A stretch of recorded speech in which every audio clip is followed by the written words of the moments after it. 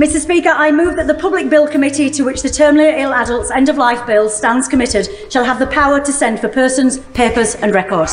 মৃত্যু পথযাত্রী রোগীদের চিকিৎসকের সহায়তায় স্বেচ্ছা মৃত্যুর বৈধতা দেওয়ার বিলের পক্ষে অবস্থান নিয়েছে ব্রিটিশ পার্লামেন্টের নিম্নকক্ষের সংখ্যাগরিষ্ঠ সদস্য।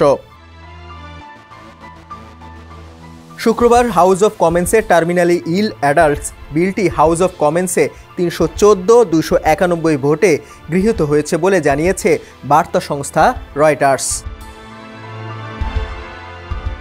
এখন বিলটি উচ্চকক্ষ লর্ডস হাউজে যাবে। সেখানে অনুমোদিত হলে বিলটির আইনে পরিণত হওয়ার ক্ষেত্রে আর কোনো বাধা থাকবে না। তবে উচ্চকক্ষ কোনো সংশোধনী আনলে তা নিয়ে হাউস অব কমন্সে ফের ভোট হবে। নতুন এ বিলে ইংল্যান্ড ও ওয়েলসে 6 মাস বা তার কম সময় বেঁচে থাকার সম্ভাবনা রয়েছে এমন মানুষদের চিকিৎসকের সহায়তায় নিজের জীবন শেষ করার সুযোগ দেওয়া হয়েছে। অস্ট্রেলিয়া, কানাডা সহ হাতগোনা কয়েকটি দেশে এবং যুক্তরাষ্ট্রের কয়েকটি রাজ্যে এভাবে স্বেচ্ছা মৃত্যুর বৈধতা রয়েছে।